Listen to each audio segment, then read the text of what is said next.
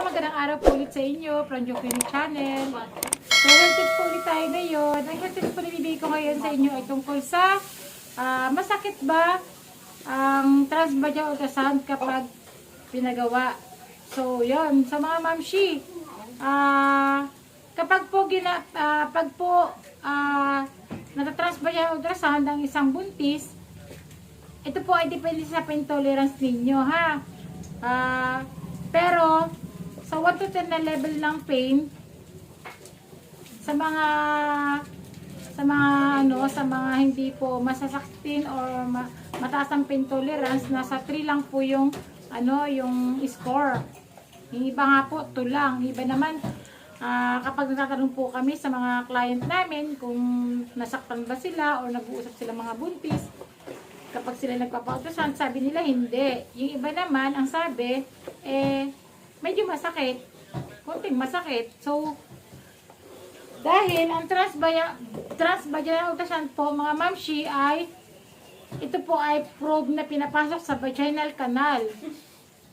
Sa mga buntis na 1 month to 3 months or 4 weeks to 12 weeks. Ito lang po yung pasok sa transvaginal ultrasound, ha? So, yun. So, ang probe po ay kasing laki nito. Yung probe ng ultrasound. So, ihiga ang mami kapag i-ultrasound na, and then reflection legs, or nakataas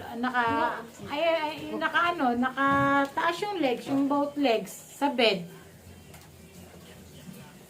And then, lalagyan ng nag-ultrasound ang probe ng condom.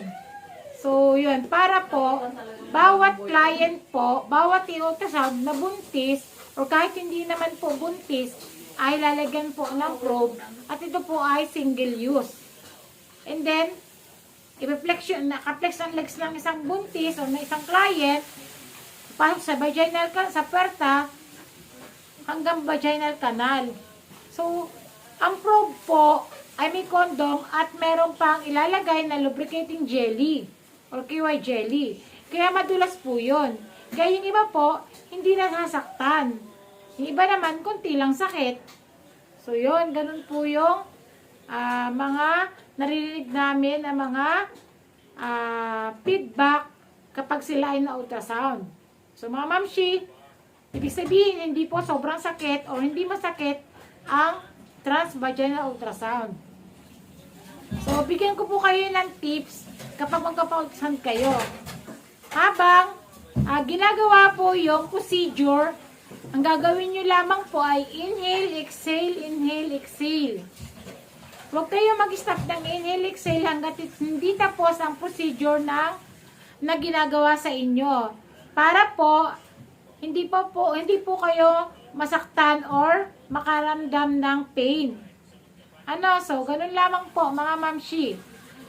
At kailangan, bago po kayo magpa-ultrasound, ay empty bladder. So, kapag andyan ay mag-ultrasound or papunta na kayo sa clinic, pwede naman po sa clinic na kayo magwiwi para po empty yung bladder ninyo. So, kapag ganun po ang ginawa ninyo, empty bladder, inhale, exhale during procedure, so hindi po kayo experience ng pain. So, yan. So, sana po itong video tips ay makatulong po sa inyo mga mamshi at mawala ang inyong mga worries, ha? So, yan. Salamat sa inyo. Sa inyong mga mamshi, sa inyong mga tanong. So, ang una po nakapagtanong ay si Mami. Asa na ba to?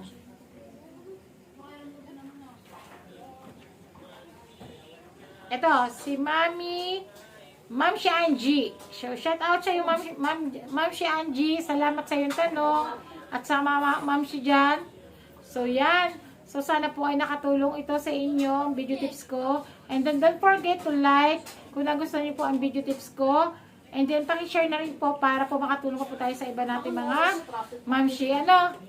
Salamat po. God bless.